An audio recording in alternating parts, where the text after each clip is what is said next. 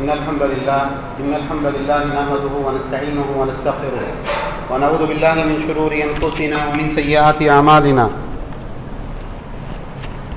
मन यहदिहिल्लाहु फला मुज़िल्ल लहु व मन युज़लिल फला हादिय लहु व अशहदु अन ला इलाहा इल्लल्लाहु वहदहु ला शरीका लहु व अशहदु अन्ना मुहम्मदन अब्दुहु व रसूलुहु या अय्युहल्लज़ीना आमनुत्तक़ुल्लाहा हक़्क़ तुक़ातिहि व ला तमूतुन्ना इल्ला व अंतुम मुस्लिमून या अय्युहन्नासु इत्तक़ू रब्बकुमुल्लज़ी ख़लक़कुम मिन नफ़्सिन वाहिदा व ख़लक़ मिन्हा ज़ौजहा व बस्स मिन्हुमा रिजालन कसीरन व निसाअ वत्तक़ुल्लाहल्लज़ी तसाअलून बिही वल अर्हाम इन्नल्लाहा काना अलैकुम रक़ीबा या अय्युहल्लज़ीना आमनुत्तक़ुल्लाहा व क़ूलू क़ौलन सदीदा युस्लिह लकुम अअमालकुम व यग़फ़िर लकुम ज़ुनूबकुम व मन युतिइल्लाह व रसूलहु फ़क़द फ़ाज़ फ़ौज़न अज़ीमा अम्मा बअद फ़इन्न ख़ैरल हदीस किताबुल्लाह व ख़ैरुल हदी हदी मुहम्मदिन सल्लल्लाहु अलैहि व अला आलिहि व सल्लम व शर्रुल उमूरि मुहदसातुहा व कुल्लु मुहदसतिन बिदअह व कुल्लु बिदअतिन ज़लाला व कुल्लु ज़लालतिन फ़िन्नार क़ाल सुब्हानहु व तआला फ़हल यंज़ुरूना इल्ला अस्साअता अन तातियहुम बग़ततन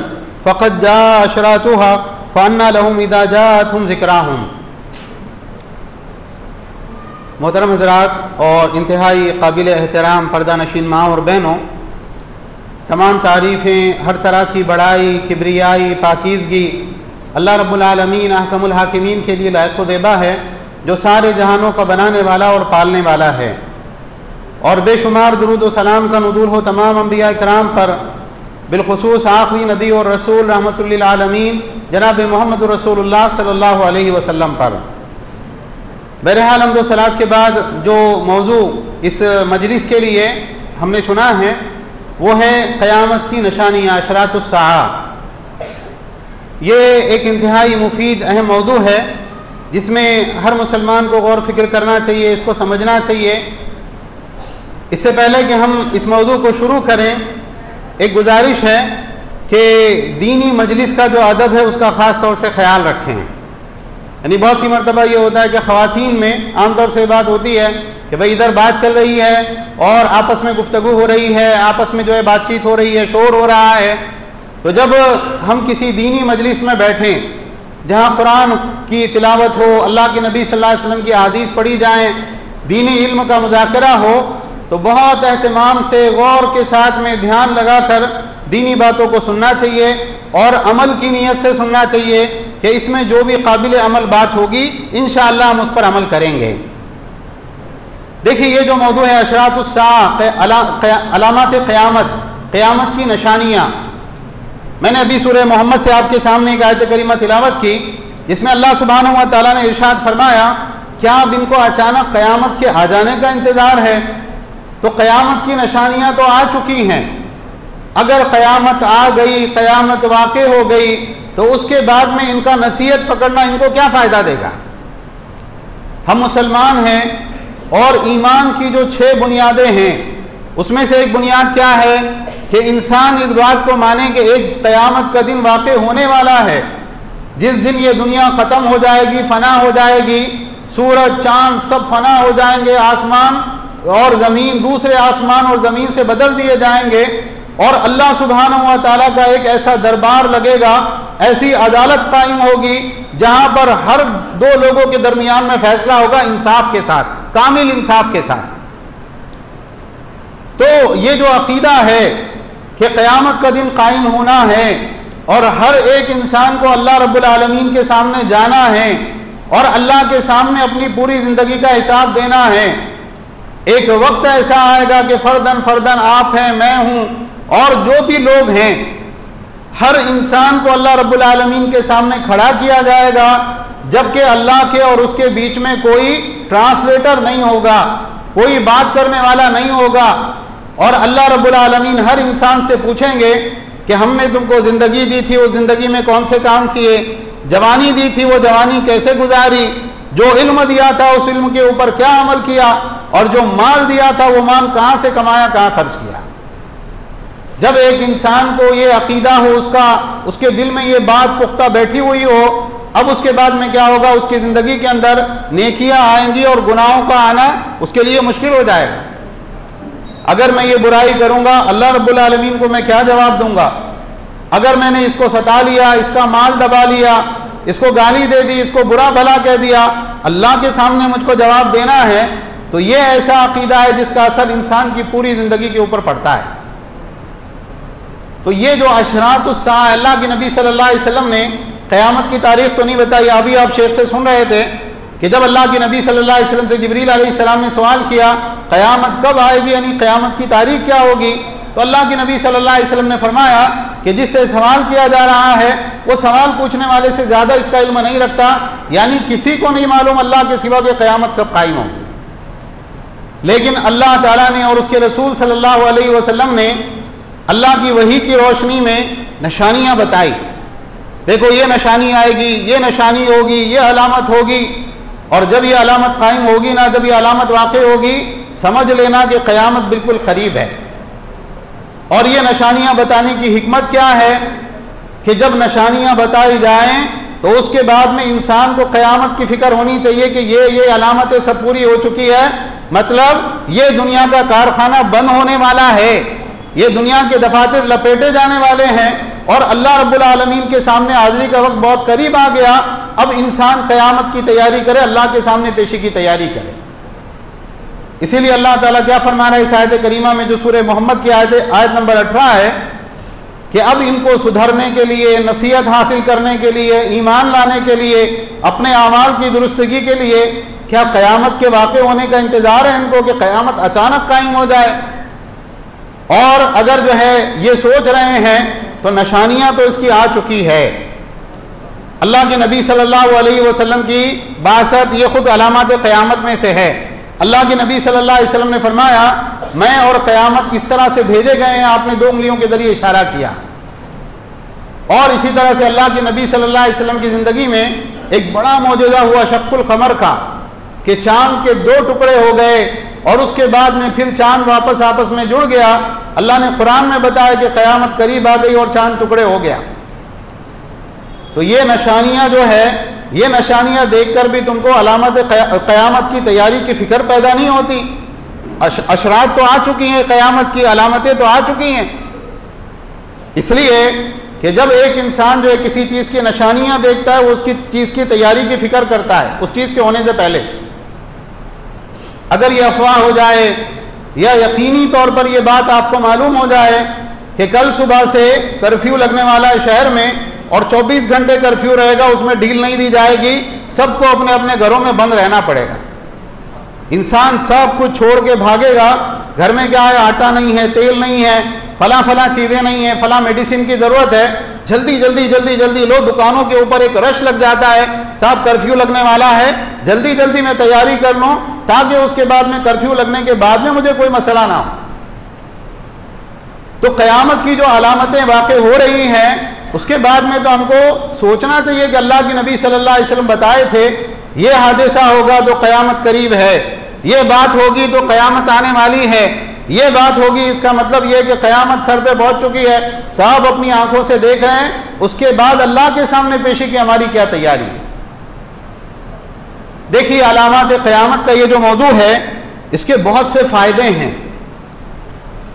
जहाँ से सूरह बकरा की शुरुआत हो रही है, वहाँ अल्लाह ताला ने कहा हुदल लिल मुत्तकीन, ये कुरान मुत्तकियों के लिए, अल्लाह से डरने वालों के लिए हिदायत की किताब है। और बहुत सी सिफ़ात अल्लाह ने उनकी जिक्र की। उसमें एक सिफत क्या बयान की, अल्लज़ीना युमिनूना बिल गैब, जो गैब पर ईमान लाते हैं। गैब क्या है? जो चीज़ आपके मुशाहिदे से आपको नहीं दिख सकती, आपको समझ में नहीं आ सकती, आपने देखा नहीं, अल्लाह के नबी सल्लल्लाहु अलैहि वसल्लम ने उसकी खबर दी कि ऐसा होने वाला है, और आपकी अकल में आए ना आए, आपको समझ में आए ना आए, आप सिर्फ इस बुनियाद पे मान रहे हैं कि अल्लाह के नबी सल्लल्लाहु अलैहि वसल्लम ने बताया, इसका मतलब 100% ये बात होने वाली है। तो अलामत क़यामत के बारे में जब आप पढ़ते हैं और आपका अकीदा होता है कि ये हक है, ये सच है, ये अल्लाह के नबी सल्लल्लाहु अलैहि वसल्लम की बात है, फला बात वाक़ई हो चुकी है और फला बात होने वाली है, अभी तक नहीं हुई, होगी एक दिन, तो क्या होता है, गैब पर ईमान इंसान का मजबूत होता है, जो तक़वे के लिए, हिदायत के लिए बुनियादी सबसे पहली शर्त है। इसी तरह से आप देखें कि आखिरत की तैयारी की फ़िक्र होनी चाहिए। जैसे मैंने कहा कि भाई सारी अलामतें हम देख रहे हैं तो इंसान को ये फ़िक्र होती है कि साहब ये हो गया, ये हो गया, ये हो गया, मतलब अब क़यामत बिल्कुल सर पे है। अब दुनियादारी में लगने की बजाय आखिरत की फ़िक्र करना चाहिए, अल्लाह के सामने पेशी की फ़िक्र करना चाहिए। इसी तरह से आप देखें कि बहुत से अहम मसाइल हमको इसमें मिलते हैं, फ़िक़ही मसाइल इसमें मिलते हैं। अल्लाह के नबी सल्लल्लाहु अलैहि वसल्लम ने बताया कि दज्जाल आएगा और दज्जाल की आमद के बाद में पहला दिन जो होगा वो 1 साल के बराबर होगा। तो साहबा ने पूछा, अल्लाह के नबी पहला दिन 1 साल के बराबर होगा तो सिर्फ 5 नमाजें काफ़ी हो जाएगी, क्योंकि एक दिन में अल्लाह ने 5 ही नमाजें फ़र्ज़ की हैं। तो अल्लाह के नबी सल्लल्लाहु अलैहि वसल्लम ने फरमाया, नहीं, तुम क्या करना, अंदाज़ा लगा के नमाज पढ़ते रहना बराबर अपने वक्त पर। इससे उलमा ने यह मसला इस्तेमाल किया कि भाई आप किसी ऐसे जगह रहने के लिए गए जहाँ पर दिन 24 घंटे का नहीं रहता, 6 महीने का दिन रहता है, 6 महीने की रात रहती है। अब नमाज तो आपको वहाँ पर भी पढ़ना है, कैसे पढ़ेंगे? तो उलमा ने कहा आप अंदाज़ा लगाएंगे, फ़लाँ मुल्क करीब है, वहाँ की नमाज का टाइमिंग क्या है, उस टाइमिंग के हिसाब से आप अपने लिए नमाजों की औकात तय करेंगे। और चाहे रात चल रही है, रात के वक्त में आप फजर भी पढ़ रहे हैं, ज़ुहर, असर, मगरिब, इशा सब हो रही है, हालांकि वहाँ पर 6 महीने तक अभी रात ही रात है। तो बहुत से अहम फ़िक़ही मसाइल हमको इसमें मिलते हैं। और अल्लाह के नबी सल्लल्लाहु अलैहि वसल्लम ने बहुत से फितनों के बारे में ये बात बताई कि जब फितना वाक़े हो तो ये काम तुमने करना है, ये काम नहीं करना है, और ये काम करोगे तो उस फितने में वाक़े होने से बच जाओगे। ये भी हमको अशरातुस्साआ में अलामात क़यामत के अंदर ये इल्म भी हमको मिलता है। जैसे दज्जाल ही के बारे में अल्लाह के नबी सल्लल्लाहु अलैहि वसल्लम ने फरमाया कि जब दज्जाल की आमद होगी, इंसान को चाहिए कि अगर वो उससे बच सकता है, उससे दूर रह सकता है, तो उससे दूर उसको रहना चाहिए। ऐसा नहीं है कि भाई इंसान जाए, उससे मुनाजरा करे, उसको डिबेट का चैलेंज दे, ये सही नहीं होगा। बहुत से सही अकीदे वाले, सही इल्म वाले फंस जाएंगे, उसके पास जाएंगे, वो ऐसे शुबहात में उलझाएगा कि ये उसकी पैरवी करने लगेगा। और आपने कहा कि जो दज्जाल का सामना जिससे हो वो सूरह कहफ की इब्तिदाई या आखिरी 10 आयतें उसके सामने पढ़े तो क्या होगा, अल्लाह उसको दज्जाल के फितने से महफूज रखेगा। तो ये मुफीद इल्म हमको मिला कि अच्छा फितने से मुकाबले के लिए क्या करना है, दज्जाल के फितने से मुकाबले के लिए ये आयतें और ये सूरत हिफ्ज़ करनी है। तो बहुत अहम मसाइल हैं जो हमको अशरातुस्साआ इस मौजू के ऊपर हमको मिलते हैं, और बड़ा मुफीद इल्म का ये बाब है। उलमा ने मुस्तकिल किताबें तालीफ़ की हैं, अहादीस की किताबों में मुस्तकिल अबवाब हैं, और जो बड़े उलमा हैं, आप किबार उलमा की दुरूस देखेंगे, हर आलिम के आपको इस मौजू पे दर्स मिलेंगे। ये बहुत वसी व अरीज मौजू है। इसमें 2 तरह की अलामात हैं। एक अलामत सुगरा हैं, छोटी अलामतें, क़यामत की छोटी निशानियाँ, और एक क़यामत की बड़ी निशानियाँ हैं कि जब वो निशानियाँ वाक़े होना शुरू होगी, दज्जाल की आमद है, याजूज माजूज है, और ईसा अलैहिस्सलाम की आमद है, दाब्बतुल अर्ज़ का निकलना है। तो अल्लाह के नबी सल्लल्लाहु अलैहि वसल्लम ने फरमाया कि वो अलामतें एक के बाद एक ऐसे आएगी कि बिल्कुल जैसे किसी हार का धागा टूट गया हो तो जैसे मोती तेजी के साथ गिरते हैं, ऐसे अलामतें एक के बाद एक वाक़े होना शुरू होगी। मैंने आज के दर्स के लिए, क्योंकि सारी चीज़ें तो हम नहीं बयान कर सकते, वक्त हमारे पास कम है, मैंने आज के दर्स के लिए जो मौजू चुना है वो है छोटी अलामत क़यामत की, और उसमें मैंने जो अहम मौजू चुना है वो है फितन। अल्लाह के नबी सल्लल्लाहु अलैहि वसल्लम ने बताया कि क़यामत से पहले ये फितने आएंगे, ये फितना, ये फितना, ये फितना, और उस मौजू पर जो है इससे बचने के लिए हमको क्या करना है, तो बहुत इख्तिसार के साथ इंशाअल्लाह मैं इसको आप हज़रात के सामने रखूँगा। अल्लाह ताला हम सबको गौर से सुनने, अपनी इस्लाह करने और काबिल अमल बातों पर अमल करने की तौफीक अता फरमाएँ। देखिए, अशरातुस्साआ में एक अहम चीज़ ये है कि अल्लाह के नबी सल्लल्लाहु अलैहि वसल्लम ने हमको ख़बर दी कि क़यामत से पहले झूठे नबूवत के दावेदार आएंगे, झूठे नबी, झूठे रसूल, मेहदी और ईसा होने के झूठे दावेदार। ये बहुत से लोग होंगे, क्योंकि जब लोग पढ़ते हैं अल्लाह के नबी सल्लल्लाहु अलैहि वसल्लम के बारे में कि कैसे सहाबा आपसे मोहब्बत किया करते थे, कैसे आपका जो है आपकी इज्जत किया करते थे, कैसे आपका मामला था अपनी उम्मत के साथ में। तो उस वक्त में बाज़ लोग जो जाओ मनसब के भूखे होते हैं, इज्जत के भूखे होते हैं, वो क्या सोचा उन्होंने, अरे ये बहुत अच्छा है, अगर हमने नबूवत का दावा किया और लोगों ने हमको नबी मान लिया तो जान माल सब हमारे हवाले।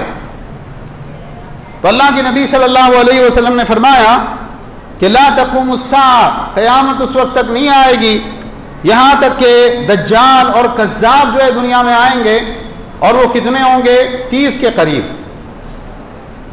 उलमा ने कहा कि वैसे लोग, झूठे लोग बहुत से आए मुख्तलिफ ज़मानों में, लेकिन बहुत से लोग ऐसे आए हैं कि जिनकी दावत चली नहीं, लोगों ने कबूल नहीं की।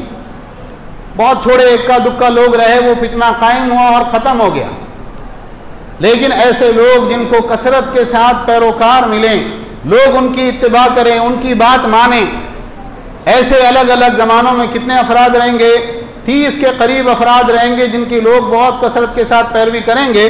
कुल्लुहुम यज़अमु अन्नहु रसूलुल्लाह, हर एक का ये गुमान होगा कि मैं अल्लाह का रसूल। बाज़ मरतबा इंसान झूठ गढ़ता है और वो झूठ इतनी बार बोलता है कि झूठ बोलते बोलते इंसान को खुद अपने झूठ के ऊपर यकीन आ जाता है। तो ये मामला होगा। इसी तरह से सुनन अबी दाऊद की रिवायत है और सुनन तिरमिज़ी के अंदर भी रिवायत मौजूद है। अल्लाह के नबी सल्लल्लाहु अलैहि वसल्लम ने फरमाया, क़यामत उस वक्त तक कायम नहीं होगी जब तक मेरी उम्मत के बाज़ कबाइल मुशरिकों से ना मिल जाएंगे, मुशरिक हो जाएंगे, और यहाँ तक ये चीज़ बढ़ेगी। अल्लाह के नबी सल्लल्लाहु अलैहि वसल्लम ने फरमाया, मेरी उम्मत के बाज़ कबाइल बुतों की पूजा करेंगे खुल्लम खुल्ला। आज एक गलत सबक मुसलमानों को क्या पढ़ाया जाता है मालूम है आपको? अल्लाह के नबी की उम्मत शिर्क तो कर ही नहीं सकती। अल्लाह के नबी सल्लल्लाहु अलैहि वसल्लम बोल के गए। अल्लाह के नबी सल्लल्लाहु अलैहि वसल्लम क्या बोल रहे हैं? क़यामत से पहले पहले उम्मत के लोग शिर्क करेंगे और ऐसे अलल ऐलान करेंगे कि बुतों की पूजा करेंगे। आप बताइए, ये अलामत आप और हम अपनी आंखों से देख रहे हैं कि नहीं देख रहे हैं? अल्लाह के नबी सल्लल्लाहु अलैहि वसल्लम के ज़माने में तसव्वुर था कि कोई मुसलमान बुत को सजदा करे, बुत की आरती उतारे, माथे पर जो है तिलक लगाए? ऐसा था कोई मुसलमान? आज बहुत से लोग जो पैदाइशी मुसलमान हैं, ख़ानदानी मुसलमान हैं, उनके बाप दादा मुसलमान थे, और ये अपने नाम के साथ खान, पठान, फला फला फला लगाते हैं। और क्या कर रहा है वो? लोगों की खुशनुदी के लिए, दुनियावी ज़िंदगी के लिए, है ना, हर किसी को अपने साथ मिलाने के लिए बुत की इबादत कर रहा है खुल्लम खुल्ला। ये हम अपनी आंखों से देख रहे हैं। तो आप सल्लल्लाहु अलैहि वसल्लम ने फरमाया ऐसा होगा, और मेरी उम्मत के अंदर 30 के करीब कज़्ज़ाब, बहुत झूठे लोग आएंगे। कुल्लुहुम यज़अमु अन्नहु नबिय्युन, हर किसी का ये गुमान होगा कि मैं अल्लाह का नबी हूँ। व अना ख़ातमुन नबिय्यीन ला नबिय्य बादी, अल्लाह के नबी सल्लल्लाहु अलैहि वसल्लम क्या कह रहे हैं? मैं ख़ातमुन नबिय्यीन हूँ, मेरे बाद कोई नबी नहीं आने वाला है। अल्लाह के नबी सल्लल्लाहु अलैहि वसल्लम की आमद के बाद में नबूवत ख़त्म हो गई, रिसालत ख़त्म हो गई। हाँ, ईसा अलैहिस्सलाम हैं, लेकिन ईसा अलैहिस्सलाम पैदा नहीं होंगे, वो जिंदा हैं और आसमानों पर हैं, और क़यामत के बिल्कुल करीब आसमानों से फरिश्तों के साथ उतरेंगे और दुनिया में शरीयत मोहम्मदी को नाफिज करेंगे। तो अलग से कोई नया नबी नहीं आएगा, वो पुराने नबी हैं, और जब वो आएंगे तो उम्मती बन के आएंगे, कोई नई नबूवत और रिसालत के साथ नहीं आएंगे। तो आप सल्लल्लाहु अलैहि वसल्लम ने फरमाया, मैं ख़ातमुन नबिय्यीन हूँ, मेरे बाद कोई नबी नहीं। वला तज़ालु ताइफ़तुम मिन उम्मती अलल हक़, और मेरी उम्मत के अंदर एक ताइफा, एक गिरोह, एक ग्रुप हक़ पर बराबर कायम रहेगा। ज़ाहिरीन, बराबर जो है वो गालिब रहेंगे। ये सुनन तिरमिज़ी की रिवायत में है। ला यदुर्रुहुम मन ख़ालफ़हुम हत्ता याती अम्रुल्लाह, जो उनकी मुखालफत करेंगे उनको नुकसान नहीं पहुँचा पाएंगे यहाँ तक कि अल्लाह का अम्र आ जाए, क़यामत आ जाए। उस वक्त तक, क़यामत के करीब करीब तक ये गिरोह ज़मीन के ऊपर बाकी रहेगा। हक़ पर कौन है? मुख्तलिफ़ किस्म के गुरोह दुनिया के अंदर पाए जाते हैं। अगर ये गौर किया जाए, क्या हर ज़माने में ये तसलसल रहा है? क्योंकि अल्लाह के नबी सल्लल्लाहु अलैहि वसल्लम फरमा रहे हैं कि एक गिरोह हमेशा अल्लाह के हुक्म पर बाकी रहेगा। तो आपको समझ में आएगा कि ये कौन है। ये वही अफराद हैं जो मनहज सलफ़ के ऊपर हैं, अल्लाह की किताब, अल्लाह के नबी सल्लल्लाहु अलैहि वसल्लम की सुन्नत पे अमल करने वाले, उसी को जो है अपना अकीदा बनाने वाले, उसी के मुताबिक सारे अमाल को अंजाम देने वाले, ये हैं जो अल्लाह के दीन पर, सही दीन के ऊपर कायम रहेंगे और क़यामत तक रहेंगे इंशाअल्लाह। तो इस हदीस में अल्लाह के नबी सल्लल्लाहु अलैहि वसल्लम क्या फरमा रहे, 30 के करीब बहुत झूठे लोग आएंगे और उनका गुमान क्या होगा, मैं अल्लाह का नबी हूं। देखिए अलग अलग लोग रहे। अल्लाह के नबी सल्लल्लाहु अलैहि वसल्लम के ज़माने में मुसैलमा कज़्ज़ाब का फितना उठा, असवद अंसी का फितना उठा, एक औरत थी सज्जाह करके उसने नबूवत का दावा किया और उसके बाद में मुसलमानों से लड़ाई हुई, उसके बाद में उसने इस्लाम कबूल कर लिया और इस्लाम ही के ऊपर उसकी वफात हुई। लेकिन मुसैलमा कज़्ज़ाब को कत्ल कर दिया गया और दीगर लोगों के साथ भी सहाबा ने, ताबईन ने यह मामला किया। ये बात समझने की है, इसको गांठ बांध देना चाहिए। क्यों? मौजूदा दौर सोशल मीडिया का दौर है और जितने फितने हैं, बहुत सी मरतबा ये गलत सोच होती है ये इंसान की, ऐसा कैसा कि हम बैठ जाएंगे, ज़रा देखेंगे तो सही कि ये क्या बोलते हैं, ज़रा सुनेंगे इनकी बात। तो ये बात याद रखें कि इस मीडिया के दौर में ऐसा हो सकता है कि एक इंसान किसी झूठे नबी की बातों में आ जाए। अहमदी हैं, जिनको कादियानी हैं, जो अपने आप को अहमदी कहते हैं, एक बड़ा मुनज़्ज़म नेटवर्क उनका चल रहा है। बाद मरतबा इंसान किसी मसले के अंदर ढूंढता है यूट्यूब पे, गूगल पे, और सामने जो वेबसाइट खुलती है वो कौन सी कादियानी वेबसाइट होती है, इसको पता ही नहीं होता कि ये कौन है। इसलिए इल्म सिर्फ उन्हीं से लेना चाहिए जो वाकई, यानी जो किताब और सुन्नत का इल्म रखते हैं, जो उलमा की एक चैन से जुड़े हुए हैं। कटी हुई पतंगों से इल्म नहीं लेना चाहिए। कौन साहब है, नहीं बहुत पढ़े इन्होंने, बहुत इल्म है इनको। अल्लाह के नबी सल्लल्लाहु अलैहि वसल्लम के ज़माने से लेकर आज तक उलमा कैसे रहे हैं, एक तसलसल में रहे हैं। या आपने किससे इल्म हासिल किया? फला शेख से। उनके शेख कौन है? फला है। जो सही उलमा हैं, अगर आप उनसे पूछे, वो यहाँ से लेकर अल्लाह के नबी सल्लल्लाहु अलैहि वसल्लम तक आपकी अपनी सनद जो है आपको बता सकते हैं।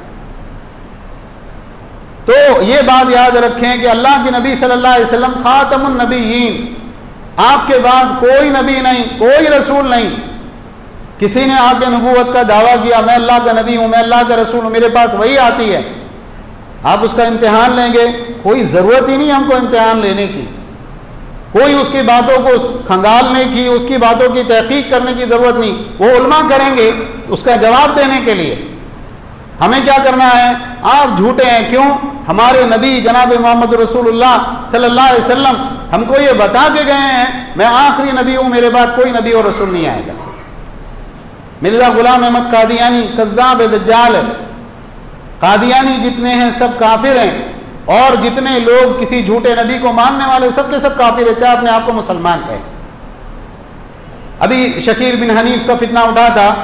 जो लोग जानते हैं वो जानते हैं, जो नहीं जानते अल्लाह का शुक्र अदा करें कि हम नहीं जानते, सारी बातों में हम नहीं पढ़े। मैं कौन हूँ? मेहदी और ईसा। तो अल्लाह के नबी सल्लल्लाहु अलैहि वसल्लम ने बताया कि भाई ईसा इब्ने मरियम क़यामत के करीब आसमान से उतरेंगे। वो ईसा इब्ने मरियम होंगे, उनका नाम ईसा होगा, उनकी वालिदा का नाम मरियम होगा, उनका कोई बाप नहीं था। अल्लाह ने कुरान में इसको बताया, तुम्हारा नाम शकील, तुम्हारे बाप का नाम हनीफ, तुम कहाँ से ईसा इब्ने मरियम हो? तो इस तरह के जो झूठे दज्जाल और कज़्ज़ाब हैं ये काफिर हैं, और जो लोग इनको मानने वाले हैं वो भी सबके सब काफिर हैं, चाहे वो 1000 बार अपने आप को मुसलमान कहें। तो ये बहुत बड़ा फितना है जिसकी खबर अल्लाह के नबी सल्लल्लाहु अलैहि वसल्लम ने दी। इंसान को पनाह मांगनी चाहिए इस तरह के फितनों से, और इस तरह का फितना आए बजाय इसके कि इंसान खुद कूदे उसके अंदर, अहले इल्म की तरफ उसको ले जाना चाहिए कि भाई हमारे उलमा हैं, वो बात करेंगे, जो भी करना है, हम इस सिलसिले के अंदर नहीं पढ़ते। दूसरा जो बड़ा फितना आएगा वो है फहाशी और उरियानी का फितना। अल्लाह के नबी सल्लल्लाहु अलैहि वसल्लम ने फरमाया कि जहन्नमियों के 2 गिरोह हैं जिनको मैंने नहीं देखा। आप सल्लल्लाहु अलैहि वसल्लम ने फरमाया कौमुन माहुम सियातुन काज़नाबिल बकरी, ऐसे लोग होंगे जिनके पास में बैल के दुम के जैसे कोड़े रहेंगे और उसके ज़रिए वो लोगों को मारेंगे, लोगों पर तशद्दुद करेंगे, वो मैंने नहीं देखा। और बाज़ औरतें होंगी, अल्लाह के नबी सल्लल्लाहु अलैहि वसल्लम ने फरमाया कासियातुन आरियात, ऐसी औरतें जो कपड़े पहने हुए होंगी लेकिन कपड़े पहनने के बावजूद बरेना होंगी। मुमिलातुन माइलात, खुद जो है दूसरों की तरफ, दूसरों को अपनी तरफ माइल करने वाली होंगी और खुद बहुत तेजी के साथ दूसरों की तरफ माइल होने वाली होंगी। रूसुन कास्निमतिल बुख्तिल माइला, उनके सर बुख्ती ऊँटों के कुहान की तरह होंगे। ला यदखुलनल जन्ना वला यजिदना रीहाहा व इन्ना रीहाहा ला यूजदु मिन मसीरति कज़ा व कज़ा, ये औरतें जन्नत में नहीं जाएंगी।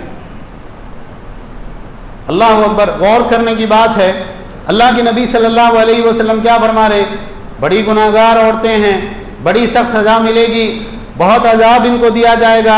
ये कहा अल्लाह के नबी सल्लल्लाहु अलैहि वसल्लम ने। आप सल्लल्लाहु अलैहि वसल्लम ने कहा ये औरतें जन्नत में नहीं जाएगी, और जन्नत में जाना दूर की बात है, जन्नत की खुशबू भी नहीं सूंघ सकेगी, अगरचे जन्नत की खुशबू इतनी और इतनी मसाफत से आती है, 500 साल की मसाफत से आती है। आज ये फितना है कि नहीं हमारे ज़माने में? ये फितना वाक़ई हो चुका है। मुसलमान औरत है लेकिन क्या पहन रखा है? साड़ी। और साड़ी में क्या दिख रहा है? पेट दिख रहा है, पीठ दिख रही है, हाथ जो है ऊपर तक कांधों तक दिख रहे हैं, गला जो है गला नजर आ रहा है। बहुत सी औरतें हैं जो बड़ी पाकीज़ा अच्छी तबीयत की औरतें हैं, ख़ानदानी रिवाज था, सब घर में वही पहनते आए, फैमिली में, शहर का गांव का वही रिवाज था, बेचारी पहन रही हैं। लेकिन ये लिबास जायज़ नहीं है इस्लाम के अंदर, इसमें सतर दिखता है, ये लिबास फौरी तर्क कर देना चाहिए, याद रखें इस बात को। और जो औरतें साड़ी नहीं पहनती हैं तो आप देखेंगे दुपट्टा है सर के ऊपर, कौन सा दुपट्टा है? नेट का, पूरे सर के बाल दिख रहे हैं, आस्तीनें हैं, आधी आस्तीनें हैं, पूरे बाजू यहां से यहां तक दिख रहे हैं, आस्तीन है पूरी जालीदार आस्तीन है, और कपड़े इतने पतले हैं कि अंदर जो जेर जामे हैं उनका रंग नजर आ रहा है, और जिस्म से चिपका हुआ लिबास ये हमारे मुस्लिम घरानों में मुसलमान औरतें पहन रही हैं। ये मामूली बात है, छोटी बात है? नहीं बात है, ये छोटी बात नहीं है। तो इस तरह की चीज़ों को कवर करना, इसका इलाज करना, इस बीमारी का, ये किसका काम है? ये घर के मर्दों का काम है कि वो घर की औरतों को ताकीद करें, ऐसा नहीं है, ये नहीं होना चाहिए। हाँ, बीवी है वो अपने खाविन के लिए जीनत इख्तियार करते हुए बेडरूम में इस तरह की चीज़ें पहन सकती है, बल्कि उसको पहनना चाहिए। लेकिन एक माँ है, एक बहन है, माँ अपनी औलाद के सामने, बहन अपने भाई के सामने भी इस तरह के कपड़े नहीं पहन सकती है। हज़रत आयशा रज़ी अल्लाह तआला के पास में एक औरत आई और उसके साथ में एक छोटी बच्ची थी, सर के ऊपर पतला दुपट्टा था। हज़रत आयशा रज़ी अल्लाह तआला खफा हो गई, आग बगोला हो गई, सर से दुपट्टा लेके उसको फाड़ दिया। कहा तुमने सूरह नूर नहीं पढ़ी, तुम अपनी बच्ची को इस तरह के कपड़े पहनाती हो? तो उस औरत ने माजरत करते हुए कहा कि उम्मुल मोमिनीन, अभी तो इसको हैज़ भी नहीं आता, ये जवान नहीं, वो बच्ची है। फिर हज़रत आयशा रज़ी अल्लाह तआला अन्हा ने अपने पास से एक मोटा दुपट्टा निकाल के उसको उड़ाएगा, ये दुपट्टा है उसको पहनाने का, क्योंकि बचपन से जिस तरह की तरबियत होगी आगे जाकर वो लड़की उसी तरह की ड्रेसिंग करेंगी। हज़रत अस्मा रज़ी अल्लाह तआला अन्हा है, बुढ़ापे में नाबीना हो गई थी, उनके बच्चे ने उनके लिए एक कपड़ा लाया कि अम्मी जान ये कपड़ा आप पहनिए, मैं लेके आया हूँ। उन्होंने हाथ में लिया और उसको छू के अपनी जिल्द से लगा के उसको देखने लगी। तो उन्होंने कहा आप बेफिक्र रहिए, मैं देख के लाया हूँ, ये कपड़े में बदन नजर नहीं आता, मोटा कपड़ा है। कहा बेटा बदन नजर नहीं आता, लेकिन ये जिस्म से चिपकने वाला कपड़ा है, इससे जिस्म की साख जो है नुमाया होगी, तो मैं ये कपड़ा नहीं पहन सकती। तो ये बहुत बड़ा फितना है। अल्लाह ने कहा इब्ने आदम, शैतान तुमको इस तरह से ना बहका दे जैसे तुम्हारे बाप को बहका के जो है उसने उनके कपड़े उतरवा दिए थे। तो हमको क्या करना है? इस फितने से बचना है, इससे जो है गुरेज करना है, और ये घर के मर्दों का काम है कि वो इस चीज़ को कंट्रोल में लाएं। दूसरी बात आप देखें कि एक अहम चीज़ जो है वो ये है कि क़यामत के करीब मसाजिद अपने मकसद से हट जाएगी। मस्जिदें होंगी, बहुत आलीशान मस्जिदें बनाई जाएगी। मस्जिद किस लिए होती है? मस्जिद इसलिए होती है कि मस्जिद में नमाज कायम की जाए, मस्जिद में कुरान पढ़ा जाए, मस्जिद में अल्लाह का जिक्र किया जाए, मस्जिद में हलाल और हराम का मुज़ाकरा हो, इसके लिए मस्जिद होती है। लेकिन अल्लाह के नबी सल्लल्लाहु अलैहि वसल्लम ने फरमाया, इन्ना मिन अशराति अस्साअ, क़यामत की अलामतों में से यह है, अन तमुर्र रजुलु फिल मस्जिद ला युसल्ली फी रकअतैन, आदमी मस्जिद में आएगा और उसमें 2 रकात नमाज पढ़ने की भी उसको तौफीक नहीं होगी, क्योंकि वो नमाज पढ़ने के लिए मस्जिद में आया ही नहीं। किस लिए आया? टॉयलेट करने के लिए, पेशाब के लिए आया, बैतुल खला के लिए आया। तो बहुत सी मरतबा बहुत सी मसाजिद में यह हाल होता है, इंसान घुसता है, गेट के पास से पैंट खोलता हुआ आता है और आगे सीधा पेशाब करता है और पेशाब करने के बाद में हाथ धोता है और निकल के रवाना हो जाता है। ये अल्लाह का घर है या पब्लिक टॉयलेट है? ये क्या है? लोग आते हैं, बाज़ मरतबा गर्मी हो रही, बहुत ज़्यादा गर्मी, हम मस्जिद में चल के बैठेंगे पंखा चला के और इधर उधर की बातें, बताओ तुम्हारा क्या चल रहा है, कारोबार कैसा चल रहा है, तुम्हारा घर कैसा, फला कैसा, फला कैसा। तो सारा मकसद क्या होता है? दुनिया होती है। अल्लाह के नबी सल्लल्लाहु अलैहि वसल्लम ने फरमाया, ऐसे लोग होंगे जो मस्जिद में हल्के बनाकर दुनिया की बातें करेंगे, मकसद दुनिया होगा, तुम उनके पास मत बैठना, अल्लाह को उनकी कोई ज़रूरत नहीं है। अल्लाह के नबी सल्लल्लाहु अलैहि वसल्लम ने फरमाया, ला तक़ूमुस्साअ हत्ता यतबाअ अन्नासु फिल मसाजिद, क़यामत कायम नहीं होगी जब तक लोग एक दूसरे की मस्जिदों के बारे में फ़ख्र व मबाहत नहीं करेंगे। अच्छा, ये मस्जिद किसकी है? फलां सेठ साहब की, बहुत बड़े बिजनेसमैन हैं, एक साथ पूरी मस्जिद की रकम उन्होंने ही दी और आलीशान जो है यानी झूमर है, उसके अंदर लगे हुए बेहतरीन लाइटिंग है, कॉलिन है और फला नक्काशी और फला बोर्ड, कितने करोड़ की मस्जिद है, इतने करोड़ की मस्जिद है। और दूसरे सेठ साहब जो उसमें नमाज पढ़ते हैं, अरे अच्छा इन्होंने ऐसी बनाए, देखो अब हम बनाएंगे हमारे फलां के नाम पे। तो एक दूसरे से मसाजिद के बारे में फ़ख्र मबाहत होगा, मस्जिदें सजाई जाएगी। हालांकि अल्लाह के नबी सल्लल्लाहु अलैहि वसल्लम की कई हदीस इस बारे में हैं, सहाबा के आसार हैं कि अब्दुल्लाह इब्न अब्बास रज़ियल्लाहु अन्हु ने कहा, तुम ऐसे मस्जिदों को सजाओगे जैसे यहूद और नसारा अपनी गिरजाघरों को, अपनी इबादत खानों को सजाते हैं। और हज़रत अबू दरदा रज़ियल्लाहु अन्हु की रिवायत है, कहा जब तुम मसाजिद को सजाने लगोगे और मसाजिद की तज़ीम में मुबालगा करने लगोगे तो वो वक्त तुम्हारी बर्बादी का होगा, उस वक्त मुसलमानों को बर्बाद होने से कोई नहीं रोक सकता है। अल्लाह के नबी सल्लल्लाहु अलैहि वसल्लम की मस्जिद कैसी थी और क्या उसकी शान थी, ये बात याद रखें कि वो आला दर्जा है। ठीक है, हम कमज़ोर किस्म के लोग हैं, एकदम इतना ज़्यादा यानी जो है वो नहीं कर सकते हैं, लेकिन एतदाल के साथ सादगी और मकसद के ऊपर फोकस। मस्जिद जो है मुसलमानों का एक चार्जर है, एक मुसलमानों का एक पावर बैंक है। यहाँ से आपको ईमान मिलेगा, यहाँ से आपको अमल करने का हौसला मिलेगा, यहाँ से जो है सही मकसद मिलेगा ज़िंदगी का। और मुसलमान मस्जिद के अंदर आकर जो वो किसी गलत रूट में चला गया तो बाहर उसको कहाँ हिदायत मिलने वाली है। इसी तरह से आप देखें बुरे अखलाक, अल्लाह के नबी सल्लल्लाहु अलैहि वसल्लम ने फरमाया, क़यामत के करीब ये होगा तस्लीमुल खासा, खास खास अपने लोगों को सलाम। ये कौन है? ये मेरे दोस्त है, ये चचा है, ये मामू हैं, ये कज़िन है, अस्सलाम वालेकुम, अस्सलाम वालेकुम।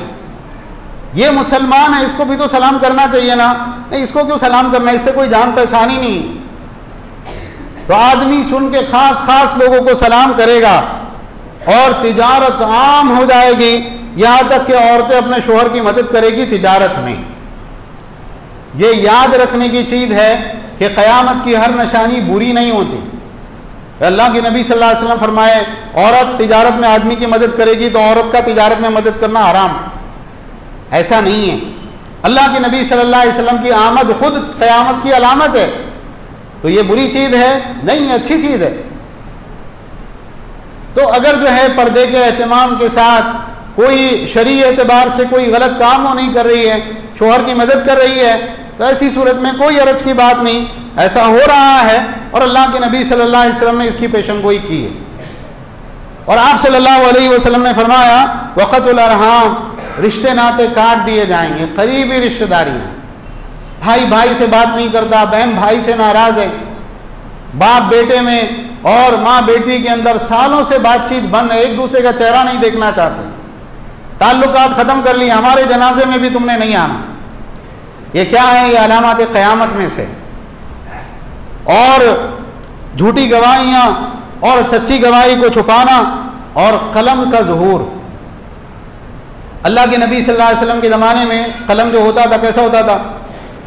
कोई चीज़ किसी को लिखना है, वो पहले एक लकड़ी से उसको तराशेगा, स्याही बनाएगा, फिर उसके बाद किसी चीज़ से उसको लिखेगा, फिर उस तहरीर को सुखाएगा।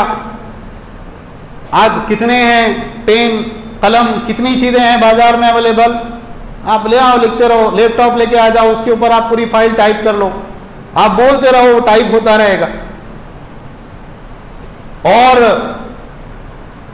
हर किसी के हाथ में कलम का आ जाना, जाहिल है, कुछ नहीं मालूम उसको अल्लाह के बारे में, रसूल के बारे में, इस्लाम के बारे में। वो रोज़ाना फेसबुक पे स्टेटस लगाएगा, ऐसा नहीं ऐसा होना चाहिए, फलां को ये करना चाहिए, फलां को ये नहीं करना चाहिए, कमाल है फलां जगह के बादशाह ने ये काम कर लिया, मुझसे मशवरा भी नहीं किया।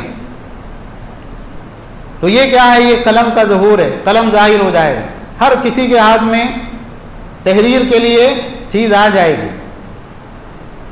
और अल्लाह के नबी सल्लल्लाहु अलैहि वसल्लम ने फरमाया, मिन इक़्तिराब अस्साअ, क़यामत की करीब होने में से ये है कि बुरे लोग ऊपर आ जाएंगे और अच्छे लोग दबा दिए जाएंगे। क्या है? फलां कौम के नेता हैं, फलां कौम के लीडर हैं, बहुत इज्जत है, जब आते हैं तो 10-20 आदमी साथ में आते हैं और इनके बारे में डिटेल क्या है, फलां जगह ये घोटाला किए, फलां जगह ये घपला किए, इतने लोगों का पैसा हड़प कर गए, और फलां फलां केसेस भी हैं इनके ऊपर, जेल भी जाके आ चुके हैं, इतने केसेस में जमानत के ऊपर हैं। और कौन है? मुसलमानों के लीडर हैं, मुसलमानों के कायद हैं। और अच्छा आदमी, नेक आदमी, कोई वैल्यू नहीं उसकी समाज में। और आप सल्लल्लाहु अलैहि वसल्लम ने फरमाया कि बातें आम हो जाएगी और अमल ख़त्म हो जाएगा। बातें ही बातें, ये होना चाहिए, वो होना चाहिए, वो होना चाहिए, अमल अमल गायब। और आप सल्लल्लाहु अलैहि वसल्लम ने फरमाया कि लोगों के ऊपर मुसन्ना पड़ी जाएगी और एक भी नहीं होगा जो उनके ऊपर इनकार करे कि ये क्या कर रहे हो। तो बाद साहबा ने पूछा, अल्लाह के नबी ये मुसन्ना क्या है? आप सल्लल्लाहु अलैहि वसल्लम ने फरमाया, वो जो अल्लाह की किताब के सिवा एक किताब लिख ली जाए। यहाँ ये बात समझने की है कि अल्लाह के नबी सल्लल्लाहु अलैहि वसल्लम के ज़माने में भी बाज़ तहारीर लिखी गई, किताबें उस ज़माने में भी होती थी, बाद में भी उलमा के ज़माने में, अइम्मा के ज़माने में किताबें रही हैं। तो ऐसा किसी आलिम का ये मसलक नहीं है, ये मौक़िफ़ नहीं है कि किताबुल्लाह के सिवा कोई किताब नहीं होना चाहिए। इस हदीस में जो बात है वो क्या है मालूम है आपको? अल्लाह की किताब के सिवा एक किताब लिखी जाएगी और उसको अल्लाह की किताब की जगह पे लाया जाएगा। ये निसाब है, इसको अपने घर में तालीम कीजिए, मस्जिद में तालीम कीजिए, 2 घंटे सुबह में पढ़िए, 2 घंटे शाम में पढ़िए, रोज़ाना पढ़िए। अच्छा, ये किताब हटा सकते क्या? इसमें कुछ चीज़ें हैं जो गलत हैं, बाज़ वाक़यात शिरकियाँ हैं, बाज़ बिदतें हैं, बाज़ जो है ज़ईफ़ और मौदू रिवायात है। नहीं, इसमें कैसा तब्दीली हो सकती है? तब्दीली किस में नहीं हो सकती? अल्लाह की किताब में नहीं हो सकती। हक पूरा का पूरा हक क्या है? किताबुल्लाह है।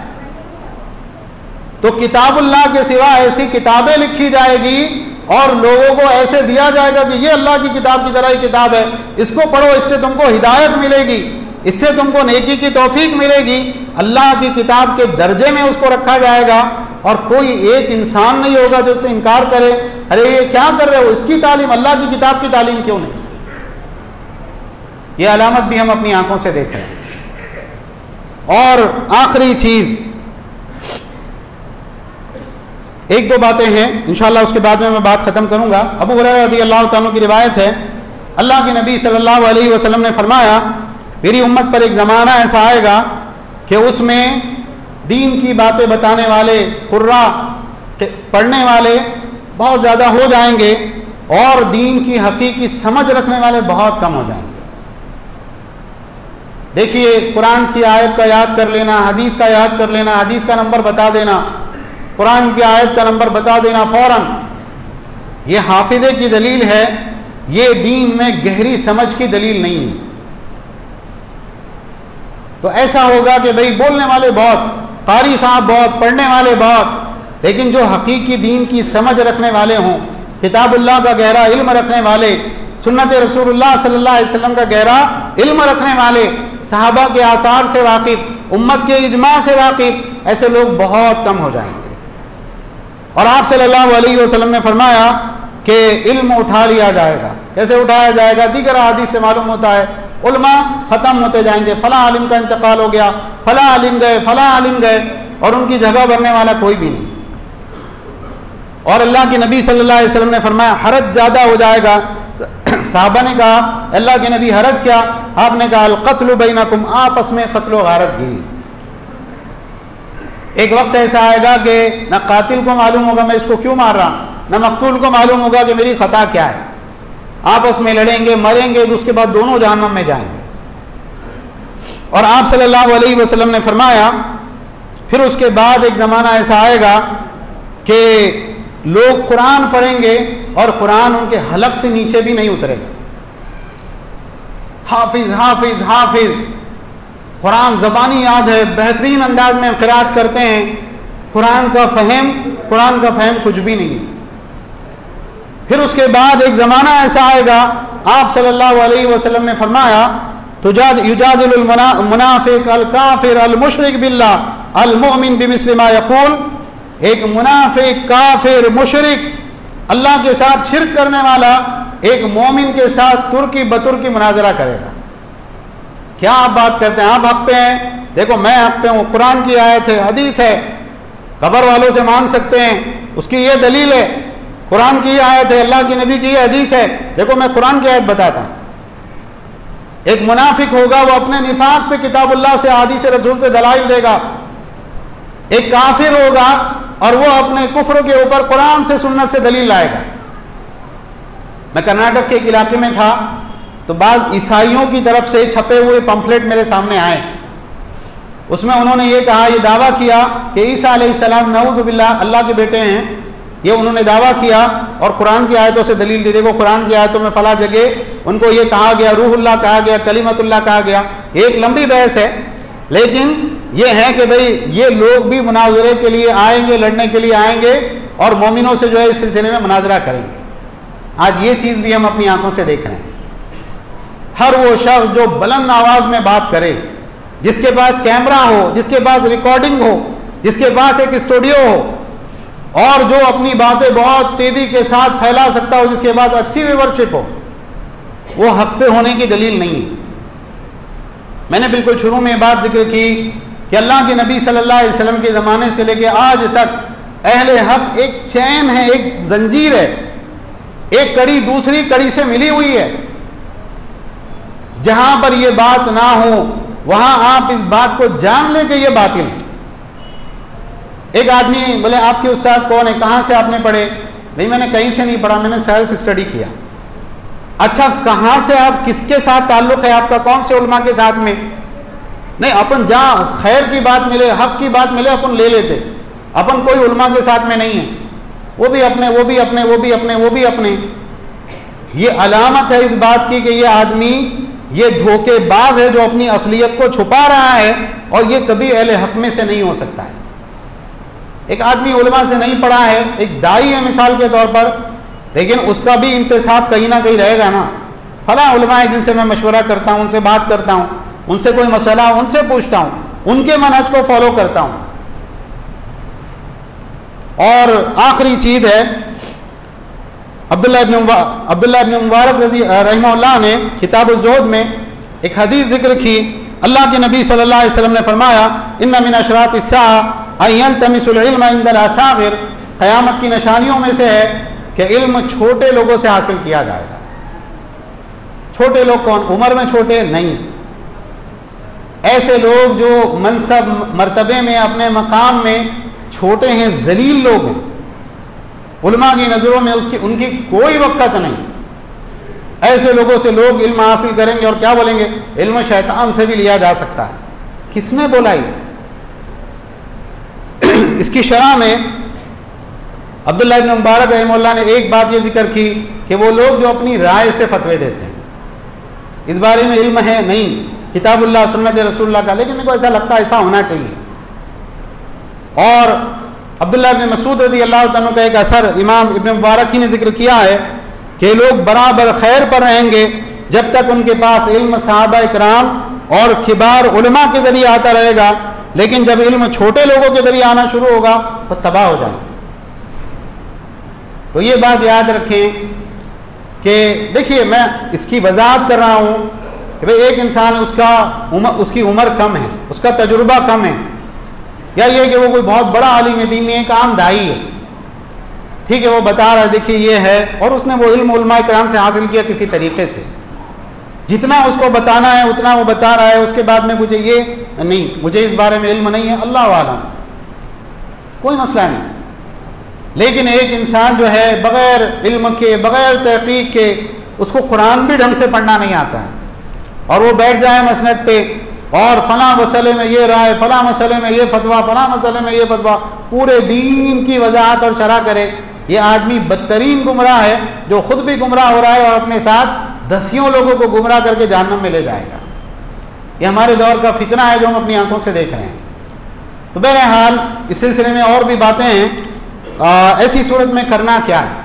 सबसे पहली बात जो मैंने शुरू में कही कि अशरातुस्साअ के इस इल्म का मकसद ये है कि जब आप ये चीज़ें देखें अपनी आंखों से, अब बोले बस दुनिया का कारखाना ख़त्म होने वाला है, अब ये दुनिया के अंदर दिल लगा के कोई फ़ायदा नहीं है, ये तो गई ख़त्म होने के करीब है। अल्लाह ताला ने कुरान करीम में फरमाया इन्ना जअलना मअल अर्ज़ि ज़ीनतल लहा लिनब्लुवहुम अय्युहुम अहसनु अमला, हमने ज़मीन पे जो चीज़ें हैं हमारे दौर के एतबार से, ये बड़ी बड़ी इमारतें और खूबसूरत कारें और बंगले और कोठियाँ और पता नहीं जो कुछ दुनिया के अंदर ज़ेबो ज़ीनत की चीज़ें हैं, अल्लाह ने कहा हमने इसको दुनिया ज़मीन की ज़ीनत का ज़रिया बनाया लिनब्लुवहुम अय्युहुम अहसनु अमला, ताकि हम आजमाएं कि तुम में से कौन अच्छे अमल करता है। व इन्ना लजाइलूना मा अलैहा सईदन जुरूजा, और एक दिन सब कुछ मिटा के हम चटियल मैदान कर देने वाले हैं। तो दुनिया खात्मे के कगार पे, ये छोटी अलामात हैं और हम देख रहे हैं कि इसमें कोई ऐसी चीज़ नहीं है जो वाकई ना हो चुकी हो, सब कुछ हो गया, अब बस ख़त्म, यानी जो है ये ख़त्म होने वाला है मामला। क़यामत करीब है, अल्लाह के पास जाने का वक्त करीब है, अल्लाह के सामने पेशी का वक्त आने वाला है। तो क्या होगा? इंसान के दिल की धड़कन बढ़ना चाहिए, अब मैं क्या करूं, कैसे अमल करूं। आपकी कोर्ट में पेशी है और आप जमानत पे थे, हो सकता है जज रहम खाकर आपको बरी कर दे, हो सकता है 10 साल के लिए आपको जेल में डाल दे। इंसान सुकून से रहेगा? घबराएगा, इधर से उधर पहलू बदलेगा, लोगों से बातें करेगा, अरे हिम्मत रखो, मेरा दिल कुछ तो भी हो रहा, पता नहीं क्या होता, देख ऐसा हुआ, अगर मैं जेल में गया ना मेरे फैमिली का ख्याल रखना, ये करना वो करना। इंसान घबराता रहेगा जब तक फैसला ना हो जाए। तो फैसले की घड़ी इतनी करीब है, लोगों के हिसाब का वक्त आ गया और वो गफलत में एराज किए हुए हैं, अपनी दुनिया में मगन है। तो ये सारी अलामतें हमको ये बताती हैं कि हम अल्लाह के सामने पेशी की तैयारी करें। और ये फितन की आदीस है, जैसे मैंने शुरू में जिक्र किया, इमाम अज़्ज़हबी रहमतुल्लाह हैं, बल्कि इससे पहले अल्लाह के नबी सल्लल्लाहु अलैहि वसल्लम की एक हदीस सुने कि जब तुम देखो ये फितने वाक़े होते हुए तो जो मारूफ चीज़ें हैं उसको इख्तियार कर लेना। नमाज दीन है, कोई डाउट नहीं है, फला फला चीज़ें हैं जो मारूफ हैं, बिल्कुल मुझे यकीन है, उसको इख्तियार कर ले इंसान, उसको छोड़े नहीं। जो मुनकर है क्लियर है, ज़िना हराम है, शराब नोशी हराम है, अपने दीन में बिदात ईजाद करना हराम है, उसको छोड़ दे। और ख़ास अपनी फ़िक्र करना, पब्लिक की फ़िक्र छोड़ देना। मैं हमेशा सोचा करता था कि भाई ये चीज़ क्या है कि भाई अपनी फ़िक्र करना, दूसरों की फ़िक्र छोड़ देना, ऐसा क्यों बोले अल्लाह के नबी सल्लल्लाहु अलैहि वसल्लम? अगर आप गौर करेंगे, बहुत सी दीनी जमातें हैं और जब उनसे कहा जाए कि हमारी जमात के अंदर देखो ये चीज़ गलत है ना, ऐसा नहीं है, हदीस कुरान हदीस में तो ऐसा कहीं नहीं, फिर हम ऐसा क्यों करते हैं? बोले हाँ ये गलत है, लेकिन लोगों को बोलेंगे ना, फिर लोग अपने से बदजन हो जाएंगे। इतने सारे लोग हैं वो बेचारे करते आ रहे, तब उनको बताएंगे ना तो फिर वो नहीं मानेंगे और वो अपना भी मसला रहेगा। एक काम करो, जैसा कर रहे, बिदत कर रहे हैं, शिर्क कर रहे हैं, करने दो और अपनी गाड़ी जो है चलाते रहो। तो बाज़ मरतबा दूसरों की फ़िक्र करना, इंसान बोलता मेरे को सबको लेके चलना है, लोगों को बताऊंगा ये गलत, लोग मुझे छोड़ देंगे। तो अल्लाह के नबी सल्लल्लाहु अलैहि वसल्लम ने फरमाया कि ऐसे वक्त में क्या करना, अपनी फ़िक्र करना, लोगों की फ़िक्र छोड़ देना, जो सही दीन है उसके ऊपर जम जाना, चाहे कोई एक भी तुम्हारी बात को मानने वाला ना हो। और इमाम अज़्ज़ाबी रहमहुल्लाह कहते हैं इज़ा वक़अतिल फितन, जब फितने वाक़े हो जाएं, फतमस्सक बिस्सुन्ना, क्या करना, सुन्नत को मजबूती से थाम लेना। सुन्नत कहाँ मिलेगी? किराने की दुकान पे? कौन सी किताबों में मिलेगी? तारीख की किताबों में, जोग्राफिया की किताबों में। सुन्नत मिलेगी अल्लाह के नबी सल्लल्लाहु अलैहि वसल्लम की अहादीस की किताबों में, अहले हक उलमा से। तो अल्लाह के नबी सल्लल्लाहु अलैहि वसल्लम का तरीका क्या है, अल्लाह के नबी सल्लल्लाहु अलैहि वसल्लम की बात क्या है, क्या आपने कहा, क्या करने से आपने मना किया, सुन्नत को इंसान लाजिम पकड़ ले। फला ये कहता है, फला वो कहता है, उसकी परवाह ना करे। मेरे नबी सल्लल्लाहु अलैहि वसल्लम से बात साबित है, बात खत्म। अब वो कोई कुछ भी कहता रहे, मुझे उसकी कोई परवाह नहीं। और फरमाया कि खामोशी को लाजिम पकड़ लेना, हर मसले में आपका बात करना ज़रूरी नहीं है। नहीं, ये मसले में मेरी ये राय है, सऊदीया को ऐसा नहीं ऐसा करना चाहिए, तुर्की को ऐसा नहीं ऐसा करना चाहिए, फला शरी मसले में मेरी राय है कि ऐसा तो होना चाहिए था। क्या ज़रूरत है हर मसले में आपको बात कहने की? जो वाकई उसके हकदार हैं वो बात करेंगे, आप खामोश रहें, आप अपना घर देखें। और फरमाया इमाम अज़्ज़ाबी कह रहे हैं ये कि जो चीज़ ला यानी फजूल चीज़ें ना, उसको छोड़ देना, उसमें नहीं पढ़ना। और जो इश्काल तुमको वाक़ है उसको अल्लाह उसके रसूल की तरफ लौटाना। ये क्या चीज़ है, सही है क्या गलत है, कुरान हदीस में ऐसा है क्या, कुरान हदीस में ऐसा है तो सही है, कुरान हदीस में ऐसा नहीं है, नहीं करना है। और फरमाया वक़िफ़ वक़ुल अल्लाहु आलम, ठहर जाना, रुक जाना, और क्या कहना, अल्लाह बेहतर जानने वाला है। इसी तरह से शेख इब्न उसैमीन रहमहुल्लाह का एक दर्स है, उसमें उन्होंने एक बहुत अहम नसीहत की कि जब फितने वाक़े हों फ़अलैका बिल वाहदा, तन्हाई को लाजिम पकड़ लेना। बहुत ज़्यादा लोगों में घुलने मिलने, इधर उधर जाने आने से परहेज़ करना। क्यों?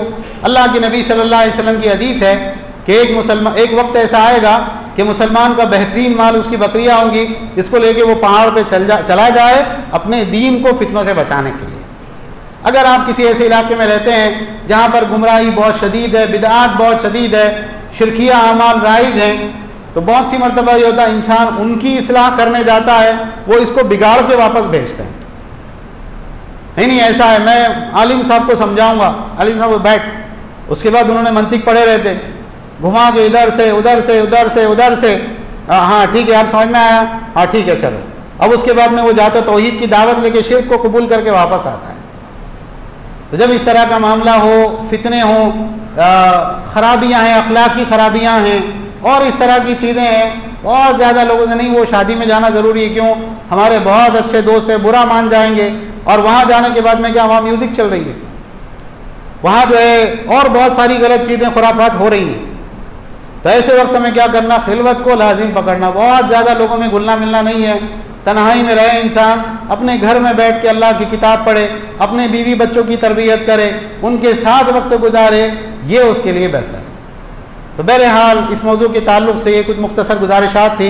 अल्लाह ताला से दुआ है अल्लाह ताला हम सबको अपनी इस्लाह करने की तौफीक अता फरमाएँ, जब तक ज़िंदा रखे इस्लाम और ईमान पर ज़िंदा रखे, और इस्लाम और ईमान ही की हालत में हमको वफ़ात अता फरमाएँ।